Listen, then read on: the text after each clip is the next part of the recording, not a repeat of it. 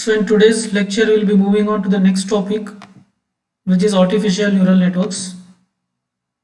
So artificial neural networks is also a part of soft computing.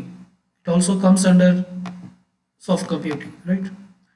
So basically, the entire course we can divide into three parts. The first one, what we have discussed is fuzzy logic, and then we have discussed about genetic algorithm. MOOPs were also part of multi-objective optimization problem. That is actually a part of genetic algorithm. And the third category what we are going to discuss is artificial neural networks. So we are discussing the course soft computing broadly under these three headings: fuzzy logic, artificial neural networks, and genetic algorithm. Okay, so we have done with genetic algorithm and fuzzy logic. So now we'll be moving on to artificial neural networks. So probably you might be aware, or you might have heard about the artificial neural networks previously. Actually, artificial neural networks, it plays a major role, especially in the context of deep learning. So as of now, you know that deep learning is a buzzword where everybody wanted to learn the technology. So the actual concept behind deep learning is actually it is neural networks. It is, or you can call it as artificial neural networks. And these artificial neural networks concepts are actually inspired from biological neural network. It is inspired from biological neural network. It is the human neural system. The so if you consider the biological nervous system, the brain is the center part of the human nervous system. Brain is the center part of the human nervous system. That is, brain acts as the control center. It's not physically, it is not at the center. Of course, in the human body, it is at the top, but it is the control center. That is, every signal will reach brain, and the feeling, or the whatever the thoughts connected with any input that body receives, that is experienced through the by the brain through the nervous system. Okay, so a biological nervous system consists of a large number of interconnected processing units, and these processing units are called as neurons. Okay, so there are many interconnecting processing units in the human body, and these interconnecting processing units are called as neurons. Each neuron, if you take, it is approximately this is the size of a neuron. The size of a neuron is approximately 10 micrometer long, and these neurons can work in parallel. These neurons can work in parallel, so that as a human we can receive input from different sources, and we can process it simultaneously. Right? So it's not that the neurons are present only in the brain. No, throughout the body it is there. Okay, because the neural network, I mean the biological neural network, is there throughout the body, right? Okay, so at different places there will be some processing units. These processing units are called as neurons. And a human brain contains this many neurons, 10 to the power 11 neurons communicating with each other with the help of electrical impulses. So whatever the thing, the human nervous system that it receives from the environment, that will be converted to electrical signals, and this will be communicated from one neuron to another neuron depending on the strength of the signal. It is not that every information will be passed to every neuron. No. So depending on how intense the electrical impulse created, based on that, the number of how many adjacent neurons the signal will reach, that it will be decided by the strength of the signal. Okay. So this is the human brain with various parts. So this entire this part is called as this gray matter is the brain. Okay.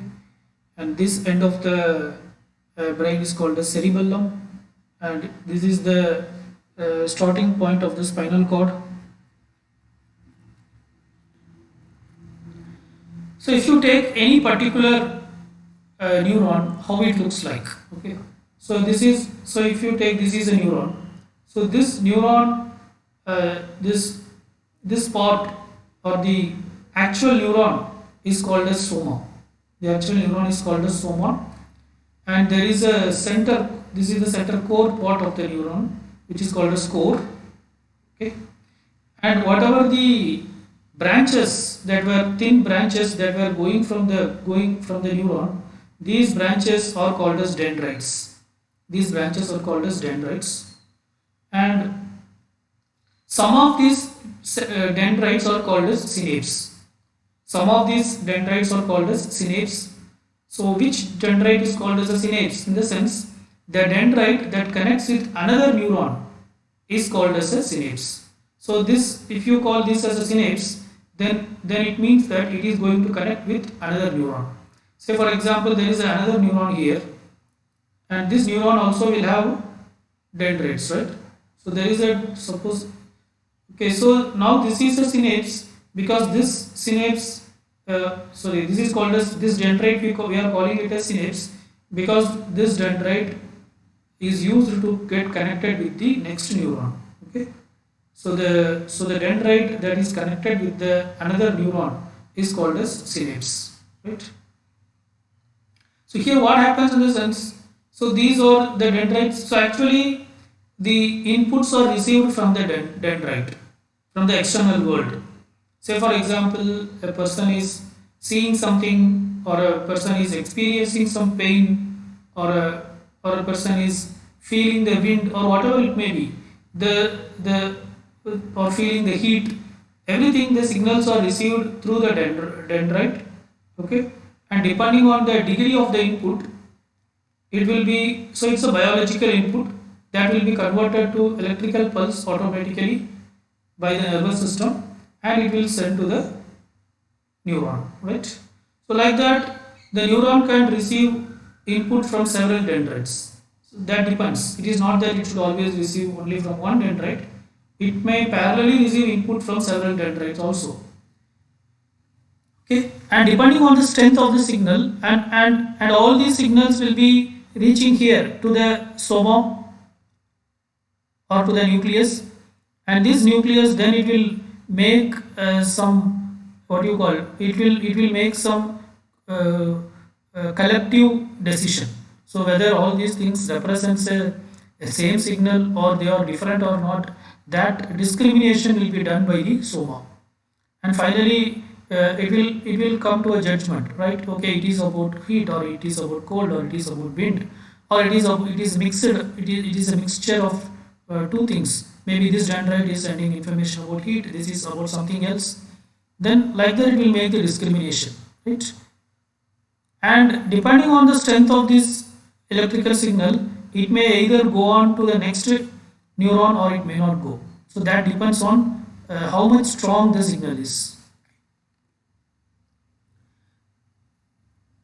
So these are the things we have discussed. So dendrite is a bush of thin fiber which are emerging from the neuron, that is called as dendrite. Axon. Axon is the one which connects. This part is called as axon. So this lengthy part is called as axon. Okay. So these branches are called as dendrites. So axon is one which connects dendrites with the neuron, right? So that is called as axon. So axon is a long cylindrical fiber. So this is a long cylindrical fiber, whereas dendrite is a thin one, because dendrite is emerging from axon. So it will be comparatively smaller. Soma, it is also called as cell body, and it is something like a nucleus of the cell. It is something like how in every human cell there is a nucleus. So like that, the nucleus part of the neuron is called as soma. Okay, and again soma contains a core, right? So this is nucleus, that is called as soma. The nucleus of the neuron is called as soma, and this part is called as core. So core is different, this is different. Soma, or you can say that soma is otherwise called as the nucleus, right?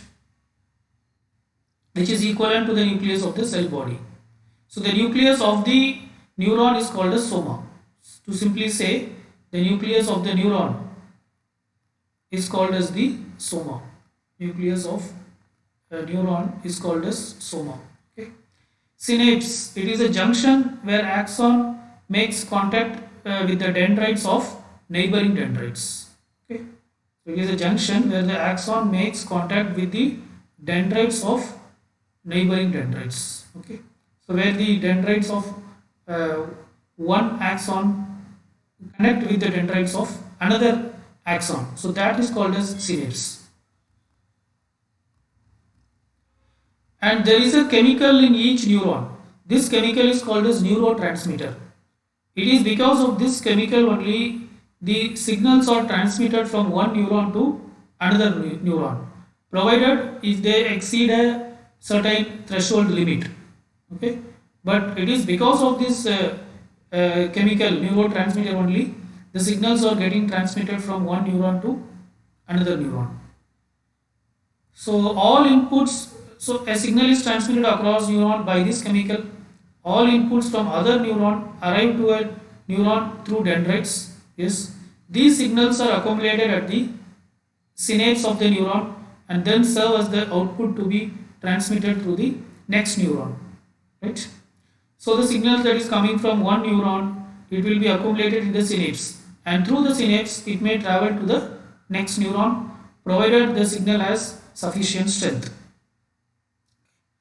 An action may produce an electrical impulse which usually lasts about a millisecond. Any action that we do, so that will create an electrical impulse which may last for about some milliseconds. So this pulse generated due to an incoming signal, and all signal may not produce pulses in axon unless it crosses a threshold value, right? So it is not that every signal will be processed by the neuron. So only if it exceeds a threshold limit it will be processed. Okay. So there may be some small things which is going on in the environment which we may not even sense because it means that it is not creating enough strength. So depending on the strength of the signal, it will be decided like whether a neuron can sense it or not. Okay, and also it is decided based on the strength of the signal whether the signal will be transmitted from one neuron to another neuron or not. Also note that an action signal in axon of a neuron is a commutative signal arrives at dendrites which summed up at soma. That is the action, what action to be taken, that will be decided by the sum of all the signals. It's a commutative signal. So for example, see this is a soma or a nucleus. Now this nucleus may receive signal from several dendrites. So finally they all will be a commutative signal will be generated here. Based on that the decision will be taken, like what to be done, how the human should react. Okay. So basically artificial neural networks are inspired from these biological neural networks. So in fact the human brain is a complex structure and it can be viewed as an interconnected network of processing units called neurons. So artificial neural networks, which is otherwise simply called as neural networks, these are the simplified models of biological nervous system. The artificial neural networks, it can also be called as just a neural network. These are nothing but the simplified model of the biological nervous system. So basically the concept of artificial neural network, it is something which is trying to model the human biological neural network. Okay, so we cannot model the human biological neural network as it is, because human biological neural network is very complex.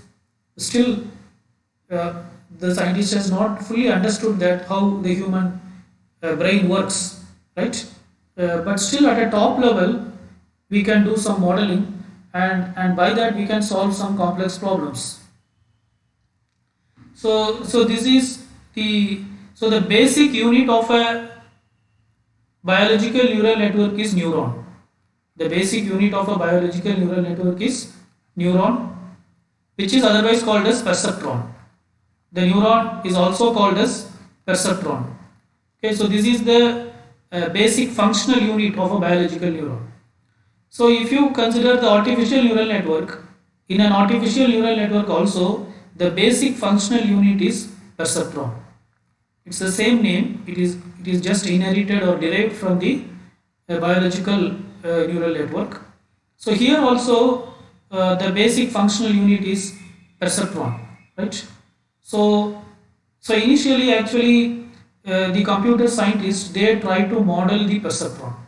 So if you look at the what do you call, if you look at a normal neuron, how it works in the sense, it takes signal from several dendrites, okay, and finally it performs some what do you call it performs some commutative operation, okay. It adds up all these things, or it converts all this signal into one signal. Some commutative operation is going on here. Once that is done, it creates a single signal, and that single signal will be communicated through the axon, and depending on the strength of the signal, it may either reach the next neuron or it may not reach. So this is how normally the neuron behave. Now how can you model this? So mathematically this is modeled like this. So these are the various inputs, x1, x2, x3 up to xn. So these inputs are nothing but the inputs which are coming from the environment, and you can consider this as dendrites. So that is, every input corresponds to a dendrite, okay. And now these are the inputs, and for every input we will associate a weight. For the first input there will be a weight, for the second input there will be a weight, for the third input there will be a weight, and for the fourth input, like that, so on and so forth. For every input there will be a weight, and what we do is we perform weighted sum. So x1 will be multiplied with w1, x2 will be multiplied with w2, x3 will be multiplied with w3, so on and so forth. Xn will be multiplied with wn, and then we add everything. So that is what this summation says. So basically here, so this is the actual neuron. So in the neuron, what happens? In the biological neuron, it combines all the outputs by performing some commutative operation. Similarly here, what we do this x1 w1 plus x2 w2, so on and so forth, xn wn. That's what we do. So you can simply say that it is xi wi, right? So these inputs we know, but these weights we don't know. So the entire concept of neural network is identifying these weights. How will you identify the correct weight? So that is what the whole neural network is about. So initially we assume some random values for this weight, and then we keep on updating this weight until we get an ideal weight. Okay.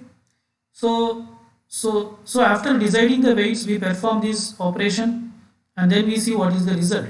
So depending on the result, if the result is more than a threshold value, then we say that the output is 1. If it is less than the threshold value, then we say that the output is 0. So if it is 1, it means that it is, you can say it is success, or the problem is solved successfully, or whatever you are searching, it is found, something like that. If it is 0, it means that it is unsuccessful, or the value that you are searching is not found, something like that. Okay. So this is how we model the neuron or perceptron. So in artificial neural networks also, this is called as perceptron. Okay. So this concept you should understand clearly. So here if you see the axon, this axon is, instead of axon, the axon is replaced here with this weighted sum part. Okay, sorry, not axon, the cell body. The cell body, or you can call it a soma, or the nucleus. The nucleus is replaced with this weighted sum, and this signal will be traveling through the axon if it is beyond a certain threshold limit. So that is decided by this particular unit. So this unit, if you see here, this unit is called as threshold unit. This unit is called as threshold unit.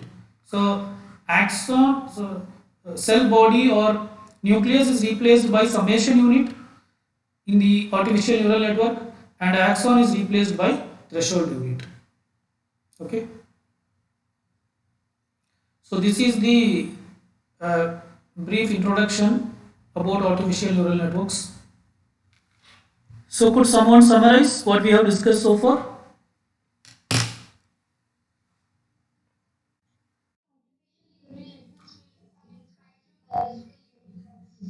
Yes. Hmm.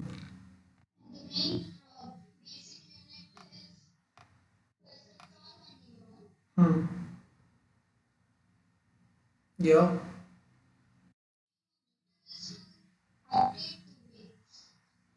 Okay.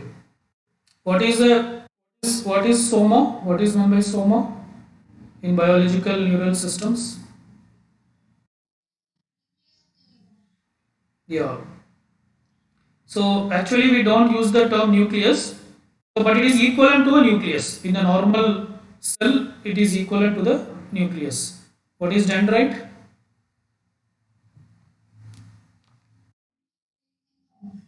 Yeah. And what is axon? Yeah. And what is synapse?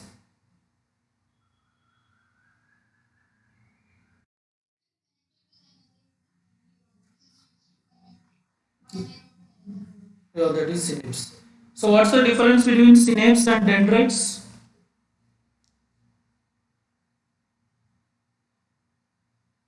What's the difference between synapse and dendrites?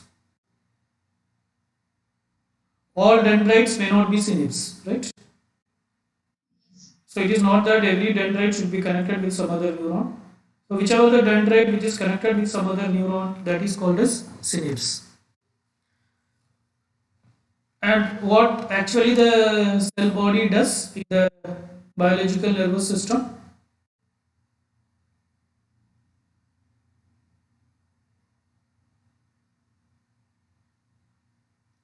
It receives input from all the dendrites, and it performs some, and it combines all the inputs by performing some commutative operation. Okay. So what is here? Yeah. So depending on the strength, the signal will be either transmitted to the next neuron, or it may not transmitted. Okay. So what is the equivalent of this nucleus in the artificial neural network?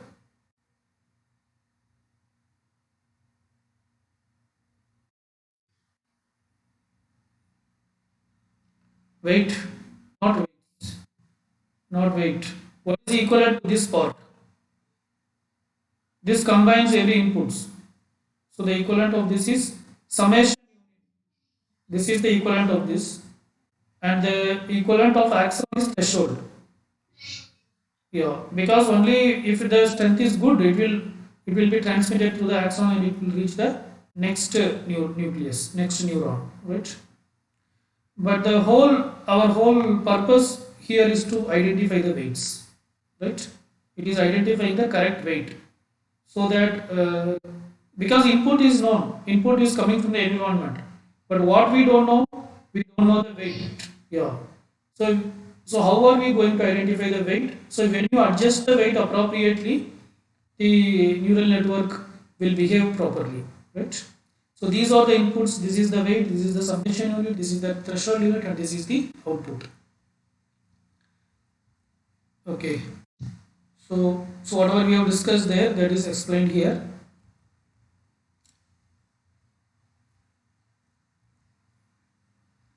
Right. it can be further, it can be represented like this. Say for example, these are the inputs x1, x2 up to xn, and these are the weights. Initially we don't know the weights, but let us assume that weight is known. So w1, w2 up to wn, and this is the summation unit. What it actually performs, in the sense, it performs this w1 x1 plus w2 x2, so on and so forth up to wn xn. That is summation I is equal to 1 to n wi xi. So let us assume this entire term is called as I. This sigma I equal to 1 to n wi xi, say that it is called as I. So the output of this is I. And for on I we operate on one function, that is we call it as phi of I. So if phi of I, so that is whatever the output coming from the summation unit, on that you are applying some function. If the output of that function is greater than a threshold unit, then we say that the output is 1, otherwise we say that the output is 0. That is called as y. So you can say that y is equal to phi of I. And what is I? Y is the output. Yeah, yeah, yeah. I is nothing but sigma I equal to 1 to n wi xi.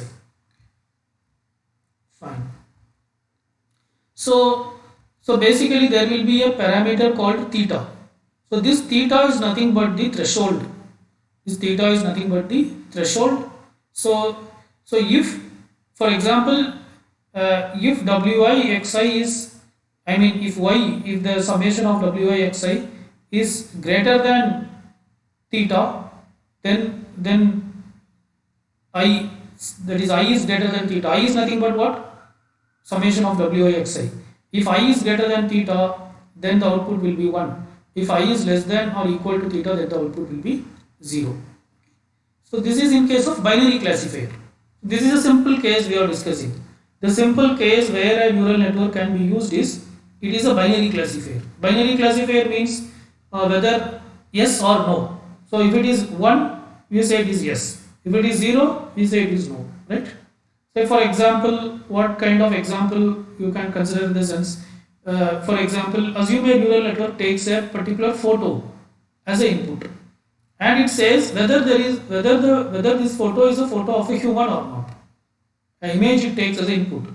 So it has to just say whether it is an image of a human being or not. So if it is an image of a human being, it should say, yeah, it should output as 1, otherwise it should output as 0. So this is an example of a binary classifier. Or you can say it will take an image and it will say whether it is a cat or not. So if it is a cat, then it should say 1. Suppose if the image is not of a cat, if it is of a dog, then it should say 0. Okay. So such classifiers are called as binary classifier. So using a single perceptron, what you can do is you can only use it for a binary classifier. Okay. That too for a small problem. You cannot use it for a complex problem. But whatever the output it gives, the actual output is I. But I, again we compare it with theta, some threshold limit. If it exceeds the threshold limit, then we output as 1, which means it is true. Yes, what you are looking for is available in this input. If it is 0, which means it is false. No, this is not the input that you are looking for. Okay. So that theta we are subtracting here. So whatever the threshold, we are subtracting it here. Why we are subtracting like this? Because first we take the summation. After summation we are subtracting. Suppose if this value is greater than theta, okay, then what will be the result of this subtraction? This is nothing but I. Okay. So if I is greater than theta, then the result of this subtraction will be what? Not 1. It will be greater than what? You cannot say 1. It will be only, that is reserved by here separately. This is only I am asking this I minus theta. If I is greater than theta, then what will be I minus theta? It will be greater than what?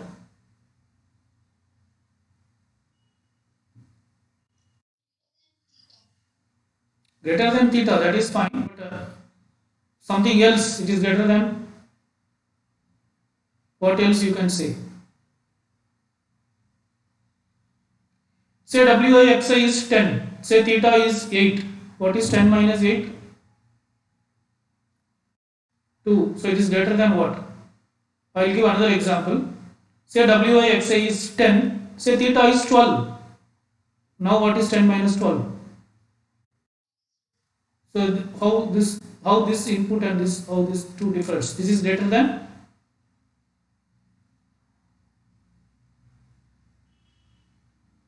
Now this is greater than what and this is greater. This is greater than 0. This is less than 0, right? So this is, you can say this is greater than 0 and you can say this is less than or equal to, or you can say this is greater than or equal to 0 and this is less than 0. Okay.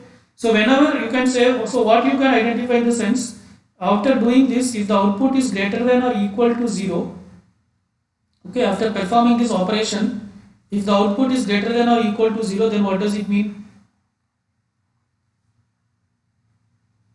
Then WIXI is greater than theta, right? So then it will be 1. Okay, are you getting? If it is, yeah, if it is greater than 0, if it is greater than 0, then it is greater than theta, then it will be 1. Okay, otherwise it will be 0, right? So that is what here we are doing. So so so either you can check whether directly I greater than theta or not, or you can subtract like this and you can see whether the output is greater than 0 or not. If it is greater than 0, then whatever the output, it will be converted to 1. If it is less than or equal to 0, the output will be converted to 0, right? Okay. So this function, so whatever here, this operation we are doing, no, checking whether I is greater than theta or less than or equal to theta, this function is called as Heaviside function. Okay, it's a step function which is called as Heaviside function. Okay, so this is also called as transfer limit. So whatever this operation we are performing, this is otherwise called as transfer limit. Transfer limit, that is, this only decides like what is the output, whether the output is 1 or 0. So this is otherwise called as transfer limit. I think the diagram it might be mentioned. Okay, no. So you can also call it as transfer limit. So there are two types of transfer function we have. Okay, or you can simply call it as transfer function.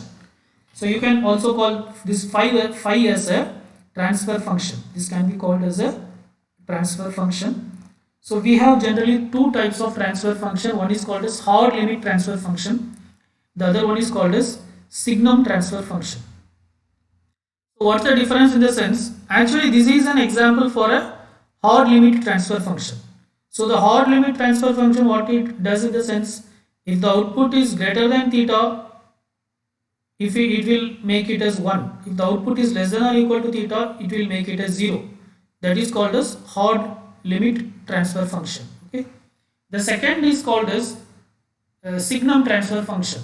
Signum transfer function, what it does in the sense, if the output is greater than theta, then the final output will be converted to 1, which is same. But if the output is less than or equal to theta, then the final output will be converted to minus 1. So that is called as signum transfer function. Okay.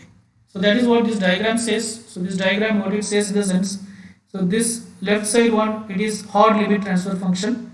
That is, if the output is, so say this point is theta, say in x-axis, say this point is theta. If the output is less than or equal to theta, then the final output will be 0.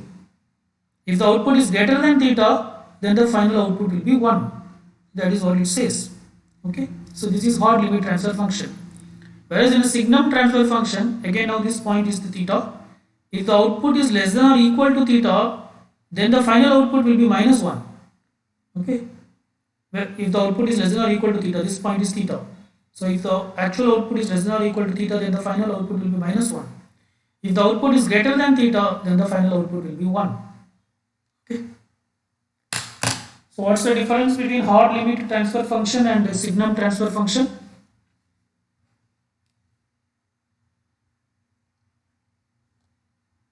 Yes.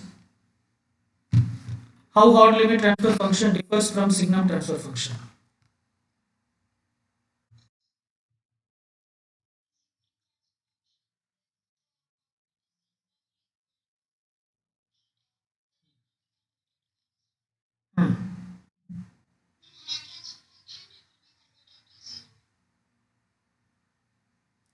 Okay, fine. So that's the difference. So I think you are understanding this graph. So so this is the same thing. So this is nothing but whichever we have discussed previously, that is nothing but a hard limit transfer function, and this is the mathematical representation of the signum transfer function. When I is greater than theta, it is plus 1, otherwise it is minus 1. So there are also other transfer function. So this is a very famous transfer function in deep learning. So this transfer function is called a sigmoid transfer function. This transfer function is called a sigmoid transfer function. There are two types of sigmoid transfer function. One is called as log sigmoid transfer function. This first function, so the function is only this much. This is just the name. Okay, don't get confused. This is not part of the function. So this first function is called as log sigmoid transfer function, and the second function is called as tan sigmoid transfer function. So what this sigmoid function does in the sense, see the previous transfer function whatever we have discussed, the odd limit transfer function and linear transfer function. The signum transfer function is otherwise called as linear transfer function. Okay, so these those transfer functions, what they does in the sense, their final input will be either 0 or 1 or minus 1 or 1. Okay, that is, it cannot give any input between this, but say that I want an input between this. So that is, it is going to give a concrete input either 0 or 1, and this is also the linear function is also going to give either minus 1 or 1. It won't give anything in between that, right? But say that we want the in between values also as the output. So I want to know whether something is, what's the actual output, that is 0.6 or 0.7 or it's 0.3 or what. Okay, right? So for example, if you want to find whether something is a cat or not, then if the output is 0.6, it means it is somewhat resembling to cat. That is what you can say, right? Or so maybe there may be some threshold again. If it is 0.9, if it is more than 0.9, we will confirm as cat. But if it is 0.8, then you can say that it is very much close to a cat. So it may be belonging to some other cat family. Okay. So like that, I want to find the in between values also. If you want to know the in between values also, then in that case you have to use the sigmoid function. So sigmoid function. So basically, the sigmoid function is in a simple form. The log sigmoid function is just represented like this. It is 1 by 1 plus e to the power minus x. The x is the input, or you can say x is the actual final output. In our case, we are calling it as I. In our case, we are calling it as I. I is nothing but sigma I equal to 1 to n wixi. Okay. So, or I will call it as I only. So whatever this output you are getting, you just plug in here 1 by 1 plus e to the power minus I. So now if you do it for different values, what you will get in the sense, you will not get a rigid one. The previous function whatever we have discussed, they are rigid. These two are rigid function. Rigid in the sense they give fixed values. Either their output will be 0 or 1. In this case it is minus 1 or 1. They don't give any input, any in between values. So we say this is rigid. So they are very specific about the output. It's not smooth. Whereas if you see the sigmoid, if you apply different values of I, you will get a smooth function. Okay. So anyway, but sigmoid, log sigmoid will be between, the output will be always between 0 and 1. 0 and 1. And this tan sigmoid, if you see, the output will be between minus 1 and plus 1. So that is the difference. Okay. So if you see log sigmoid, the output will be something like this. It will be between 0 and 1, whereas tan sigmoid it will be between minus 1 and plus 1, right? So the actual formula is this, whatever I have written here, it is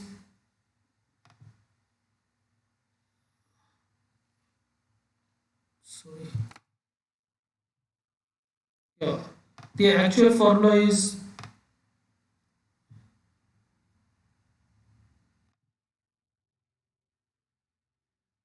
it is this e to the power minus I. Okay, but here if you see in our formula, it is written as 1 by 1 plus e to the power minus alpha I. So this alpha is another parameter which we are including to control this curve. To control this curve. So how much this how this curve shape should be, whether it should be what you call biased in one end or biased in another end. If you can adjust this curve by adjusting this alpha value. Okay. For example, if alpha is 0.5, if alpha is 0.5, then this curve will be something like this. Okay, it will be more or less a straight one. It will be something like this. Okay, right. Right. So by changing the different value of alpha, so alpha should take value between only 0 and 1. Okay. So by different values of, by applying different values of alpha, this shape of the curve can be changed. So basically that is the idea. So here also you have this alpha. So the actual formula, if you refer other materials for neural networks, they won't include this alpha, right? But here in our textbook or in whatever the material we are referring, alpha is included. But just you understand that alpha is used to control the shape of the sigmoid curve. So here also, if you see, the actual formula is only e to the power I minus e to the power minus I divided by e to the power I plus e to the power minus I. That's it. So this is what is called as tan sigmoid. Tan sigmoid is given like this. Okay, e to the power I minus e to the power minus I divided by e to the power I plus e to the power minus I. But we are including one more parameter, alpha. Again, this alpha is used to control the shape of the curve. So you can see here. So this is correspond to the rigid function. That is whatever the original function which we have discussed. That is hard limit transfer function or linear transfer function. So this is for the hard limit transfer function. This is for the linear transfer function. So this is the case for sigmoid transfer function. So when you use sigmoid transfer function, and if alpha is 0.5, then this is the curve. This dotted line represents alpha 0.5. You can see it is going from 0 to 1. Okay, right. So it is, but it is taking different values, right? So what you have to consider is the point in x. Okay, and if alpha is this is for 0.5. If alpha is 1, not 10, this is 1.0. If alpha is 1, then this is the curve. The curve shape is different. If alpha is 0.3, then this is the curve. Okay. So different value for alpha, you are getting different curve. So this curve can be controlled by changing the value of alpha. Similarly, for tan sigmoid function, it takes value between 0 and 1. So it's a smooth function. So it is taking values between 0 and 1, minus 1 and 0. This log sigmoid, it takes between 0 and 1. This takes between minus 1 and 0. Okay. So you can see here it is going from, so again this is 0.5, it is going from here to here. If that is when alpha is 0.5, when alpha is 1, it is going from here to here. When alpha is 0.3, it goes from here to here. Okay. So what's the difference between a normal transfer function and sigmoid transfer function?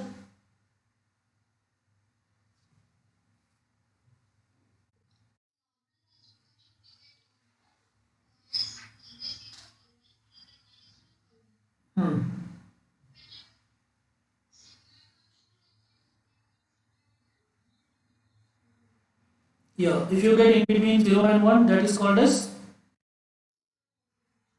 yes, if you get between minus 1 and plus 1, that is called as, yes, okay. So these formulas and all you should remember, this will go a long way. Okay, so throughout machine learning, deep learning, this will be used, especially this sigmoid function, you will be using it heavily because of late the output should be converted to, we want an output between 0 and 1. So mostly we take this log sigmoid function. So the idea is whatever the output that is coming out of the neural network, that will be given to a transfer function. So there are many such transfer function is available. So one of the commonly used transfer function is this sigmoid function. And so let us see what are the advantages of artificial neural networks. So the basically artificial neural networks are used to map the input with the output, and these artificial neural networks, it can learn by examples. So mainly in deep learning we are using artificial neural networks because they can learn by example. Like uh, so learn by example in the sense, normally we give some input, and whatever the output comes, if the output is not according to your expectation, then the based on the output we can update the weight. Based on the output we can update the weight. So that is called as feedback. So based on that, the weight will be automatically updated, and hence it learns, and finally it will identify the correct weight for which the algorithm works in a optimal way. So that is how the entire deep learning works, right? There are different types of neural networks available, like single layer neural network, multi-layer neural network, feed forward neural network, feedback neural network. Okay, so this deep learning actually it is a part of feedback neural network. It will give feedback. It is once you give an input and some random weight, you will calculate something called as error. So the error will tell you like how much we are away from the actual output, right? And based on that, the weights will be updated. So that is how it learns. So we'll be probably will be discussing that in later part. Okay. So the ANNs are robust and fault tolerant, and they can therefore recall full patterns from incomplete, partial, or noisy patterns. So that is, even if the input is incomplete or partial or noisy, the system can learn, because you are not going to give only one input, you are going to give plenty of inputs, and then you are going to make it learn. Okay. See, one of the main drawback with deep learning or artificial neural network is it produces the advantage is it produces good result. That is, you can say it has a very high accuracy. That is its advantage. But its disadvantage is they are not, what do you call? You cannot verify the output. I mean, their interpretability is very less. You cannot interpret the neural network, and you cannot try to understand like why it is giving this output. This interpreting is very difficult, or this interpreting is a very costly operation. If you want to interpret, then you need a huge computational resource, which is actually very difficult at this point of time. So with neural network we are able to produce great results. Like if you see image classification, actually neural networks or deep learning has surpassed the human efficiency. Humans are not now best in image classification. Actually neural networks are best. For example, so classification in the sense not broad classification. Say for example, if you take cat, there may be different types of cat, like there may be multiple categories, right? So even if a person who is a very expert in a cat, he may find difficult to differentiate one category of cat from another category, but neural networks can do. So its error rate is now less than 2%, which is better than a human error rate. The human expert's error rate is around 6 or 7%. Okay. So neural networks has surpassed in this area, especially in image classification, it has surpassed human efficiency.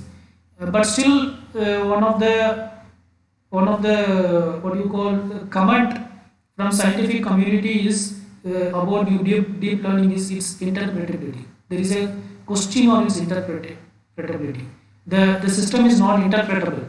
Somehow it gives the output, but does it giving the output for the right reason? That we don't know. Are you getting? But actually, this question is crucial. Because it is not only giving the answer, whether you have the right understanding to give that answer or not. Okay. So that is what it says about, right? So it is something like this. Say for example, somebody is asking you like how to go to so and so place. Okay, from somebody is asking, right? Say you know, assume that you don't know exactly how to go there, but simply you say that you go left, you will reach there. That person going in the left hand, he actually reached there. So, so now you are accurate according to this person, but that doesn't mean that you gave this information with the right knowledge. No, simply you gave, but that becomes right. So, is that is happening with neural network? That is a question. Okay. So, so is it understanding it in a proper way, like how a human understand, or how it interprets? That still we don't know. So this is the introduction to neural networks. Okay, now we will continue with the with this. So there are different types of neural network architectures we have. Say for example, these are the commonly used three important architectures. The first one is called as single layer feed forward architecture. The second one is multi-layer feed forward architecture, and the third one is recurrent network architecture. Okay. See, let us take a 5 minute break. My battery is going down. It is somewhere else. I'll just join, right? You can have a 5 minute break meanwhile.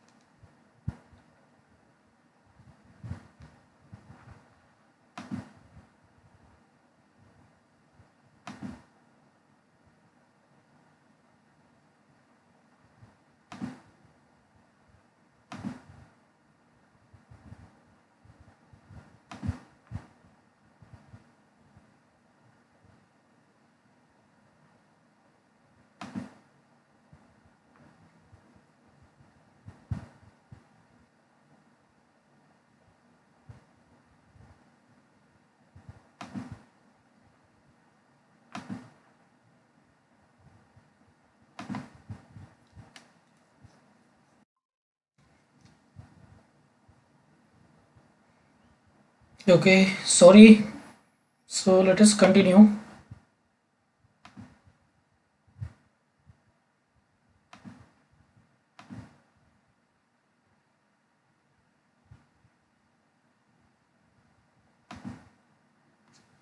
Yeah, yeah, thanks for waiting. So basically we have different style of neural networks, or you can call it as architecture. So basically these are the three neural network architectures which are available in general. So these are called as single layer feed forward architecture, multi-layer feed forward architecture, and recurrent network architecture. Sir, your voice is not audible. Okay, 1 minute.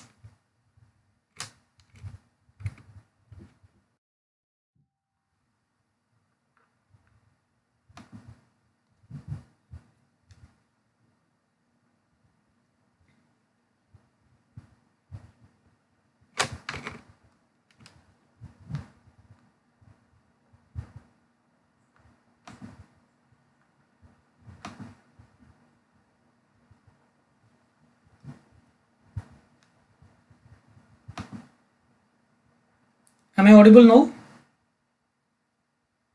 Am I audible?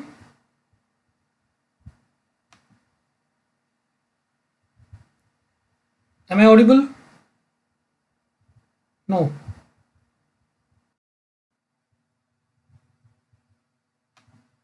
Am I audible now? Okay, fine. So it went on to mute. So let us continue. So there are three types of neural network architectures. These are single layer feed forward architecture, multi-layer feed forward architecture, and recurrent network architecture. Out of all these three, only this recurrent architecture talks about feedback. So in this two architecture, there is nothing like feedback. Feedback in the sense the output will be again fed as the input to the neural network, and based on that, the weights will be updated. So in these two cases, there is nothing like feedback. So they are called as feed forward architectures, whereas this is a feedback network. There are different types of feedback networks available, but all the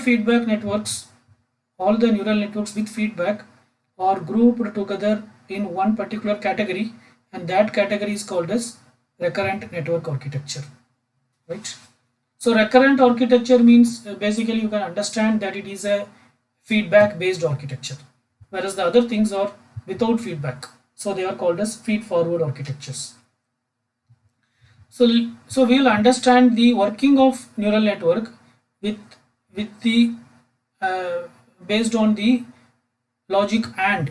So now the logic gates and how and works. So with that input, with the and logic, we'll try to understand the working of a neural network in a simple case. So you know that this is how the Boolean operation and works. It has two inputs and one output. So if the input is 0 0, the output is 0, 0 1, again the output is 0, 1 0, the output is 0. When the input is 1 1, the output will be 1. Okay. Now this can be represented as a neural network, something like this. So in this case, the number of inputs is only 2. So you can say there are two inputs, x1 and x2, and and this x1 should be connected with some weight w1, and x2 should be connected with some weight w2. And then what we do is we perform x1 w1 and x2 w2, so that result will be generated, and then we have to identify some threshold value, which is uh, some threshold value, say theta. So if the output is greater than theta, this is I, right? So if the output is greater than theta, then we should say that final output as 1. Otherwise we'll say the final output as 0, because here in the AND gate you can see the output is either 0 or 1. So now the question is here, what are the things we have to identify? We have to identify what is W1, what is W2, we should identify. X1, X2 is known. So these are the different combinations of x1, x2. One combination is 0, 0, another combination is 0, 1, another combination is 1, 0, another combination is 1, 1. But we should identify a common w1 and w2 which is applicable for all values, for any value of x1 and x2, such a way that the output I, if it is greater than theta, this theta also we should figure out what this theta also we should identify what should be the threshold limit. So if I is greater than theta, then we will give the output as 1. If I is less than theta, then we will say the output as 0. Okay. So could you make some random guess for the value of theta, for the value of w1 and w2 in this problem? Is the question is clear? Here, what are the things we should identify to solve this problem using neural network? Yeah, weight. What are the weights? Yeah, and yeah, theta, what threshold limit. These three things, yeah, we have to identify. So, could you guess anything for W1 and W2? Any idea?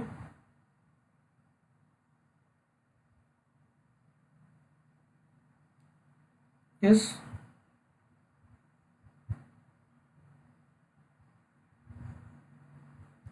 Let us say I will say the value for theta. Let us assume theta is 0.9. Okay. That is only if theta is greater, only if I is greater than 0.9, then only it should output 1, otherwise it should output 0. In that case, what value will you give for W1 and W2? This will be, you know, right, this x1 can be either 0 or 1, x2 can be also either 0 or 1. So this is either 0 or 1. So these are the different combinations 0, 0, 0, 1, 1, 0, 1, 1. So for what value of W1 and W2, I will be greater than, I should be greater than 0.9 only for which case? Only for this 1, 1 case. In all other case, it should be less than 0.9. So what value you can think for W1 and W2?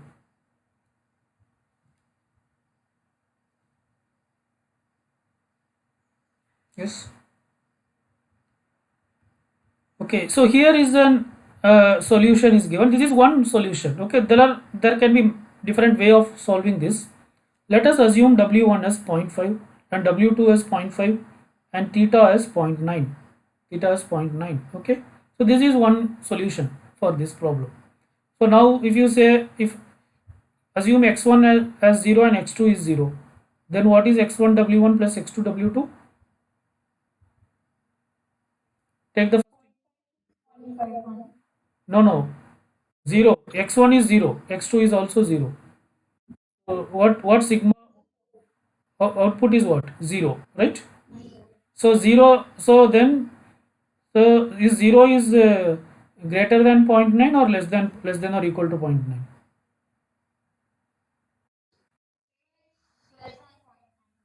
Yeah, it is less than 0.9. Okay, so what happens? So the output will be 0. Okay, in this case. Second case, assume the output input is 0, 1. If it is 0, 1, what will be the output? The first level output? Then I mean I will be 0.5. That is 0 into 0.5 plus 1 into 0.5, which is 0.5. Is 0.5 greater than 0.9? So what should be the final output? 0. Third case, assume 1, 0. If it is 1, 0, what will be I? Again, same. So what will be the final output? 0. And the last case is 1, 1. So if it is 1, 1, what will be I? 1. Yeah, because x1 is 1, 1 into 0.5 plus 1 into 0.5, which is 1. 0.5 plus 0.5 is 1. So if 1 is greater than 0.9, so what will be the final output? 1. Okay. So this is one way of solving this. So actually you need not keep this 0.9, even you can keep it 0.7 or 0.6 also will work, right? Because here all these outputs are always less than 0.7 or 0.6. Okay. So But anyway, you have to identify what these are the things we have to identify. Point this W1, W2, and this theta. Okay, the threshold limit. So these are the parameters which you have to identify. W1 you have to identify, W2 you have to identify, and this theta thing you have to identify. Okay.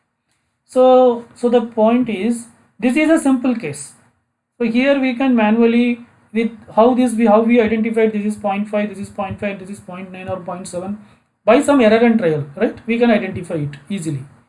But not for all the problems you cannot identify that easily, because you may have many inputs. Here you have only 2 inputs. If you have 10 inputs, if x1, x2 up to x10 is there or x20 is there, then so many weights you have to identify, and you have to identify this threshold limit. So all these things you cannot do manually. So this process should be automated. Okay, so that is what is happening in the neural network, right? But this is the way. This is just for your understanding how it exactly is working. So our final objective is to identify these weights, right?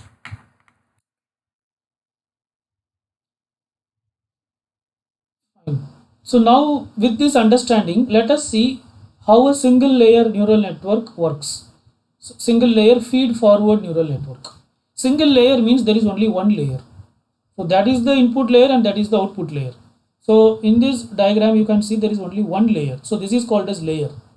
This is called as layer. This layer can have any number of neuron. So this is a single neuron. In this case, this is a single neuron. But this is a single layer. This is one layer. This is the layer, and this layer contains n number of neurons. I1, I2 up to In. There are n neurons are there. Okay, and these are the different inputs. How many inputs? We have m inputs are there. X1, X2, X3 up to xm inputs are there, right? And every input, if you see, it is connected with every other neuron. So that such a network is called as a fully connected network. If every input is connected with every neuron, then that is called as a fully connected neural network. So it is not required that all neural networks should be fully connected. It may not be fully connected also. So fully connected means then you are looking for all possible combination. Here if you take this input x1, it is connected with all these neurons. It is connected with the first neuron through the weight W11. It is connected with the second neuron through the weight W12. It is connected with the third neuron through the weight W13. So on and so forth. It is connected with the nth neuron through the weight W1n. Similarly, if you take x2, it is connected with the first neuron. So this will be the weight W21, and it is connected with the second neuron through the weight W22, and with the third neuron through the weight W23, and through the nth neuron through the weight W2n. Like that, all neurons are connected with, all inputs are connected with every other neuron, right? And all these neuron will perform sum, and all these neuron will perform the what you call weighted sum, and they will produce some output based on the threshold. So this threshold limit now may vary for different neuron, okay, and this weight also may vary, right? So for example, the threshold limit for the first neuron may be 0.9, for second neuron may be 0.7, for this may be 0.4. So accordingly it will produce the output. And now you are getting multiple outputs, not one output. So based on this output, we will decide something.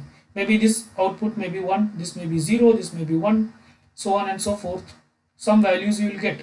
So based on this value, we'll be finally deciding what is that, right? Or in some cases this is used for multi-class classification.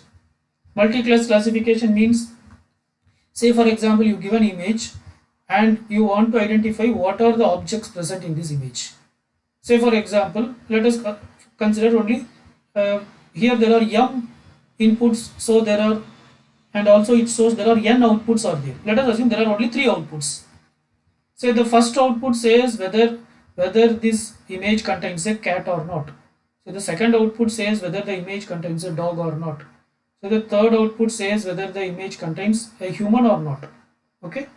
So if there is a cat in this image and if there is a human in this image, but there is no dog in this image, something else is there, a tree is there, some other ball is there. Okay, in that case it will give one for cat and one for human, but the dog part will be 0, right?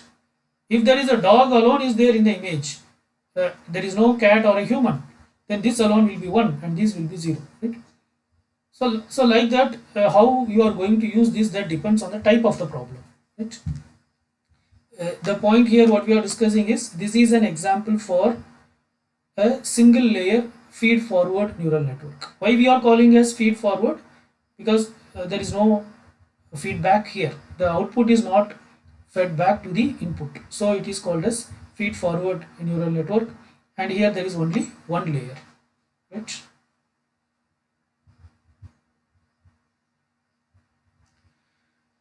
Okay, so could someone summarize what are the different neural networks architectures we have?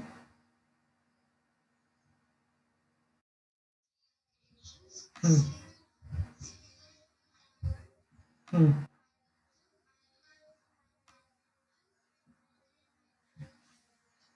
Yeah, what is recurrent network?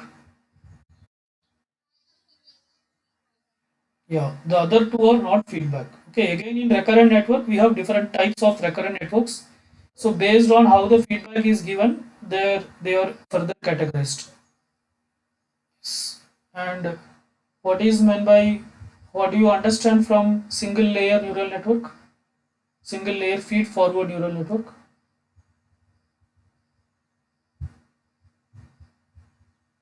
What are the components are there?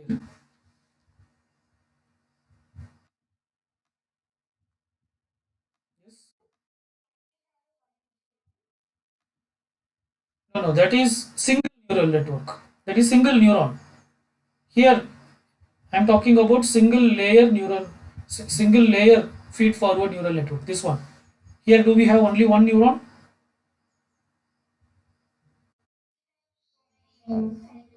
Yeah, we have only one layer. We have only one layer. One. This is called as layer one. Okay. If you have multiple layers like this, then that is called as multi-layer. This is only one layer, but we have more. How many neurons here we have in this network? N neurons are there, and how many inputs are there? M inputs, and each input is connected with,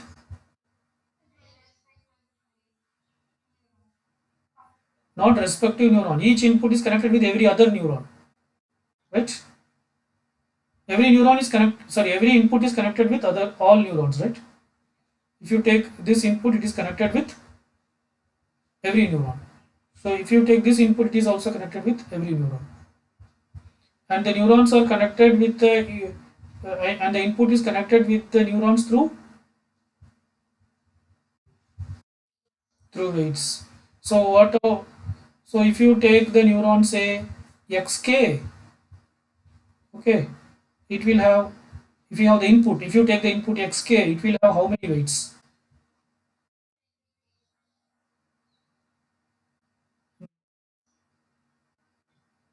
Wk weights. Okay, what are the weights? What will be the first weight?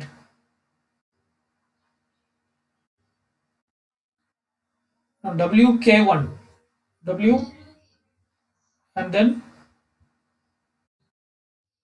wk2 up to kn. Why n? Because how many neuron we have? N neurons. So we have, so you have wkn neurons. So totally how many weights you have?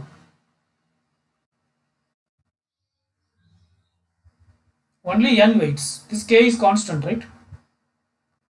K is not, no, with respect to k we have only n weights. Repeating. With respect to input k we have only n weights. Of course, like that you have for x1 you have n weights, x2 you have n weights, xk you have n weights, xm also you have how many weights?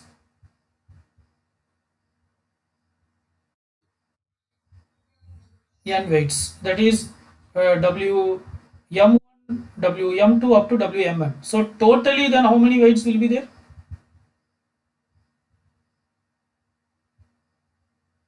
Each x contains n weights. How many x we have? How many such x we have?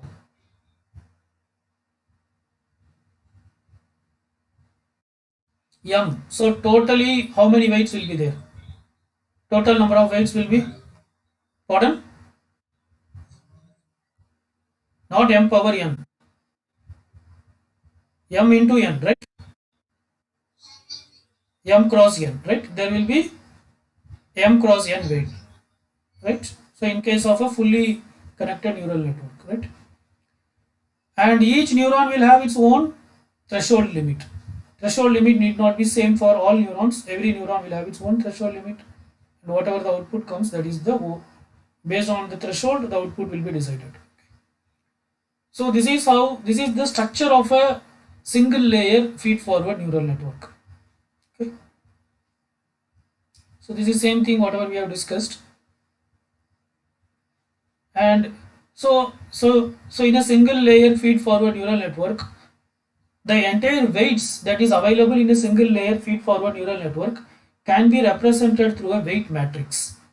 Because our whole logic is what? Our whole logic is to find the weight. Find the weight and find the theta. What is the weight? Correct weight we have to find, and what is the correct theta we have to find. Right? So this is the whole problem is. So whatever the weights, as we have already understood, there will be, in this case there will be m into n weights. So this m into n weights can be represented through a weight matrix. So this is called as a weight matrix W, capital W, which is nothing but W11. So in this first row, what it represents? First row, what it represents?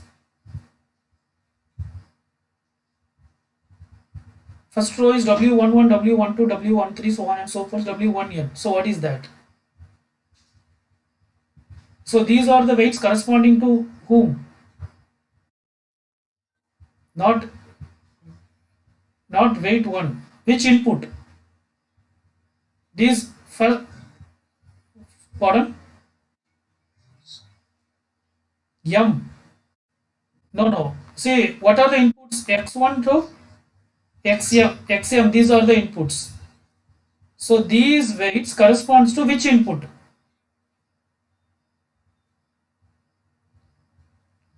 These are the weights, and these are the neurons. So we have n neurons. Neuron 1, 2 up to neuron n. So this is neuron 1 and this is neuron n. First input will be connected to first neuron, second neuron, third neuron up to nth neuron. Okay. This weight is what? This is 1 1, right? This is second weight is 1 2. This is so on and so forth. The last weight is weight 1n. Okay. So all these weights corresponds to which input? X1, first input. Okay. So that's what I'm asking. This first row corresponds to what? Which input? First input. Second row corresponds to, the first row corresponds to the weight of the first input. The second row corresponds to the weight of the second input. So on and so forth. The kth row corresponds to the weight of the, and the last row, mth row, corresponds to the weight of the mth input, right? So for each input, what is the weight we have to identify? So that is the whole task is. So totally we have to identify this many weights, m into n weights, right? Okay. And what is the output? What is the output of this? What is the output of this neuron? Pardon? W?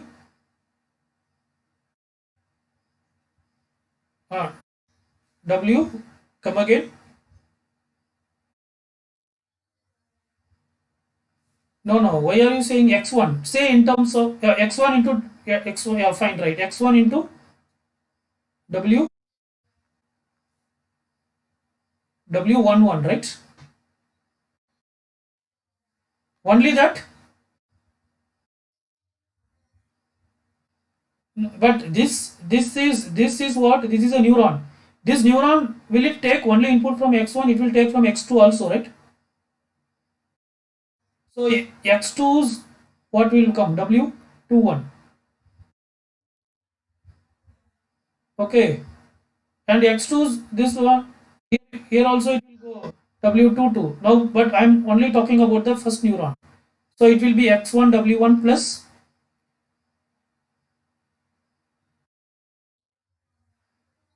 21 plus so on and so forth.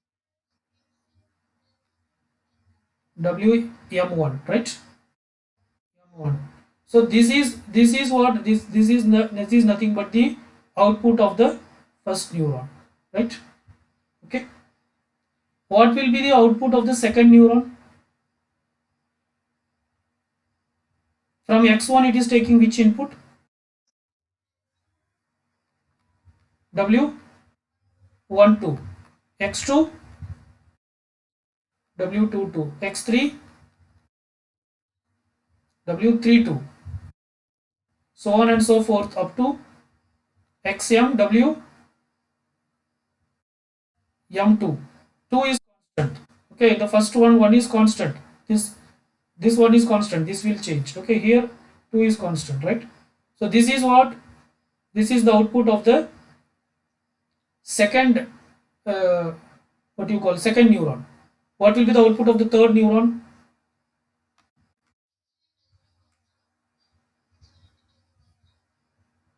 uh, 1 3 or 3 1? Yeah, 1 3. Fine. Yeah, x1 into w13 plus,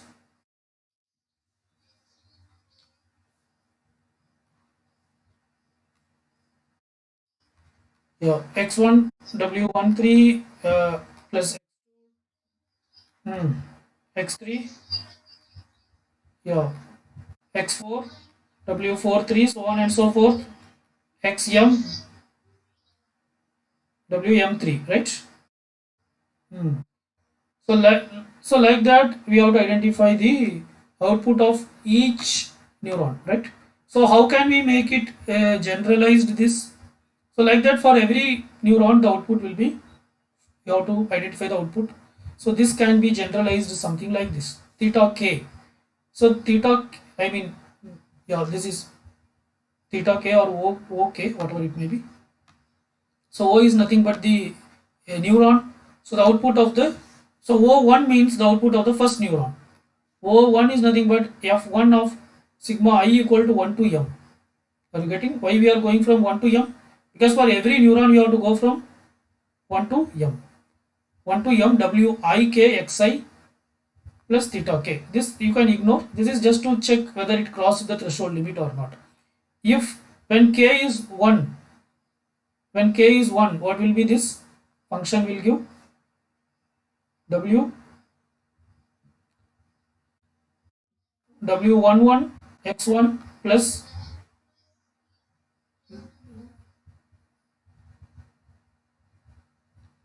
W11 x1 uh, plus 12 x2 W, so on and so forth, right? Okay.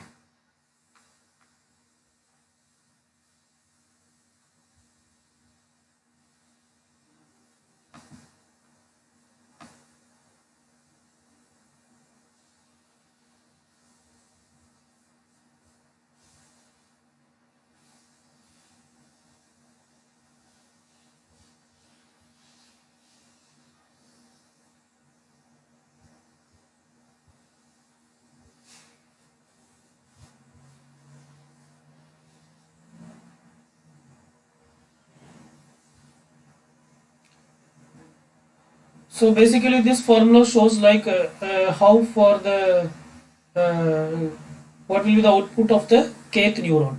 Okay, I think this should be k.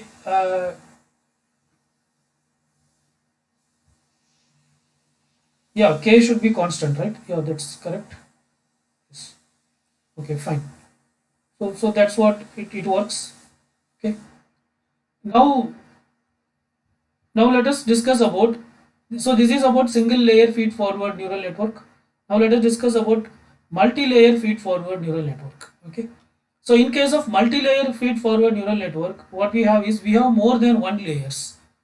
It's not just one layer, we have more than one layer.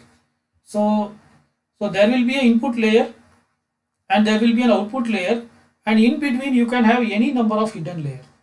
This is the simplest form. In a simple form of multi-layer feed-forward neural network, there is one input layer, one output layer, and one hidden layer.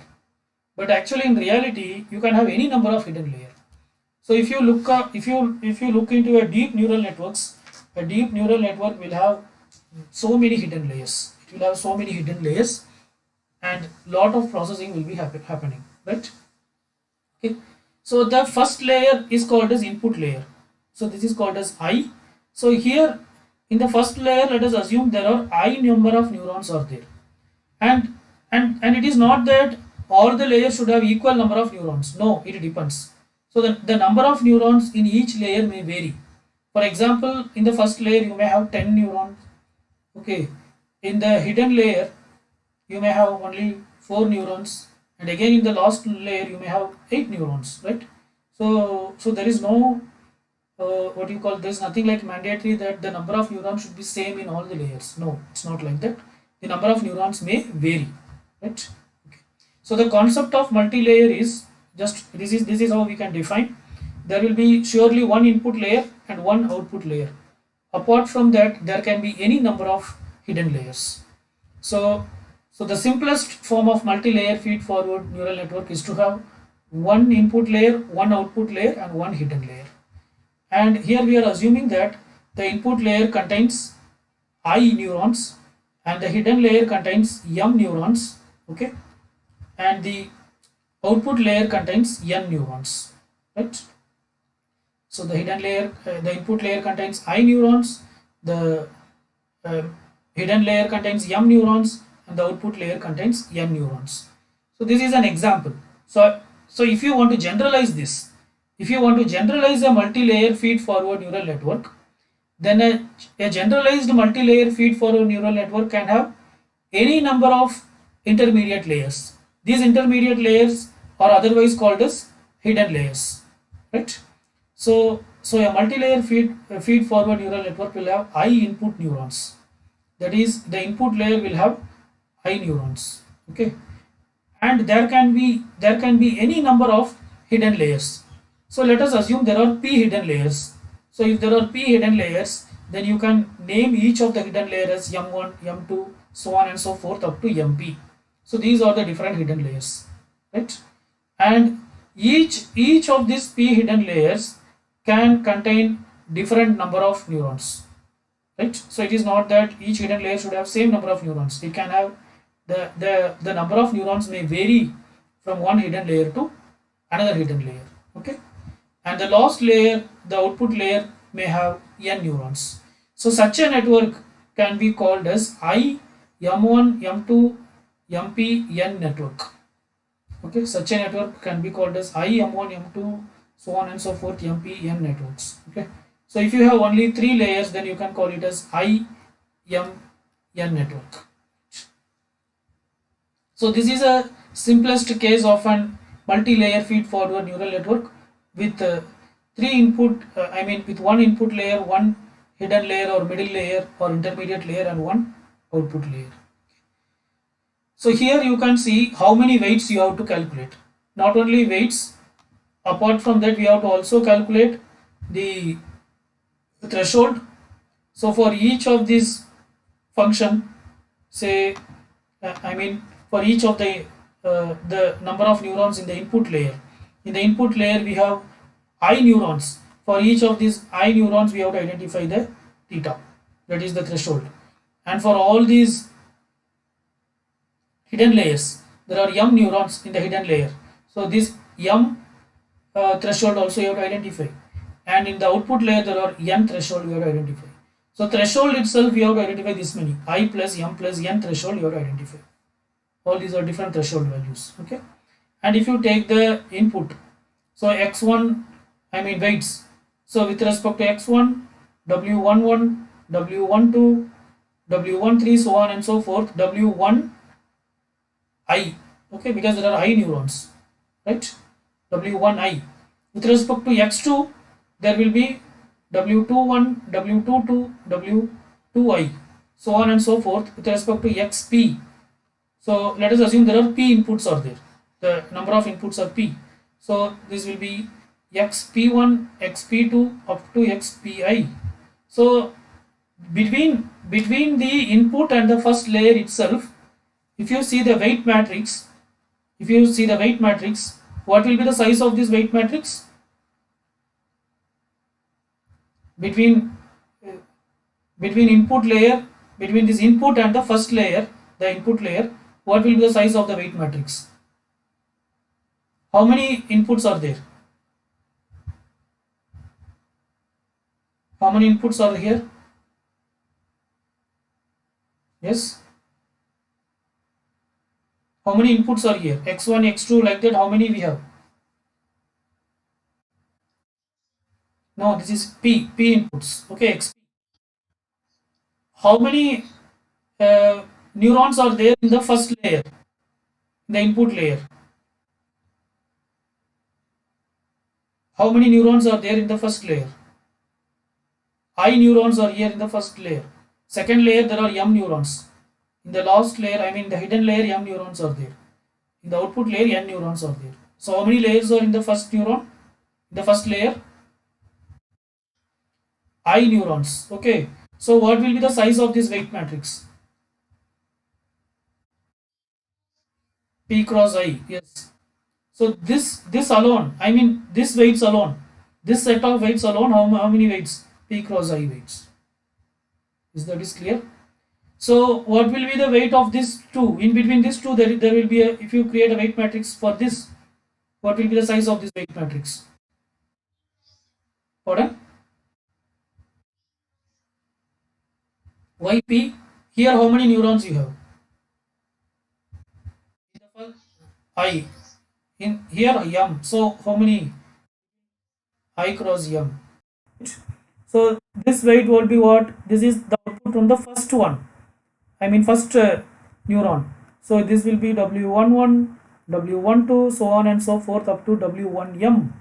This will be W21, 22, W2M. Like that, this is WI1, I2, WIM. So it is I into M.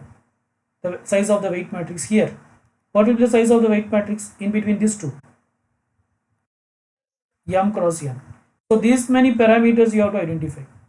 Okay. So this is a simple case. This is a simple case for understanding we are discussing with only one input layer, one middle layer and one output layer. But in reality, you may have 10 hidden layers or 20 hidden layers like that. Then you can see the degree of complexity which will be involved, right? And if you see a normal image classification, normally we image is represented as pixels, right? Even if you take a small image of what you call 650 by 650 pixels, if you stretch it out, it will have this many pixels, 650 into 650. Then that many inputs will be there, right? Then you can think of how many calculations will be happening. Okay, so we are not discussing all those things in detail, but this is at the top level we are understanding like how these neural networks were working. So this is about what you call, this is about multi-layer feed-forward neural network. And again here also you will have threshold. Okay, every layer there will be threshold, and this threshold also you should find out. Okay. So whatever we have discussed so far, that's what explained here. And coming to recurrent neural network, in recurrent neural network there will be feedback. So if there is a feedback is available, then such networks are called as recurrent neural network. So this feedback, the style of the feedback can vary. For example, see this, the output is directly fed to the input layer. The output of the final layer, output layer is given to the input layer. Whereas in this case, the output of this layer itself is given as an input for the same layer. So this is a neuron. Its own output is given as the input again. Okay. Whereas in this case, the output layer the output of the final layer is given as an input to the previous layer. So like that, there are different ways in which the feedback can be done. So based on that, they can be called as either Hopfield network, Boltzmann network, so on and so forth. So we are not going into the detail, but at the top level you understand that there are different styles in which the feedback can be given, and depending on the type of the feedback, this recurrent neural network can take different names like Hopfield network or Boltzmann machine, so on and so forth. Fine. Let us stop here. Let us discuss about recurrent neural network in the next class. Saturday we'll have quiz 3. Okay. So yeah, the time is less. So hereafter probably I think every week we'll have one quiz or test, because by this month end we have to pack off everything, right? So whatever we have discussed after test 1 until today, what we have discussed till that point, we'll have quiz 3 on Saturday. Okay.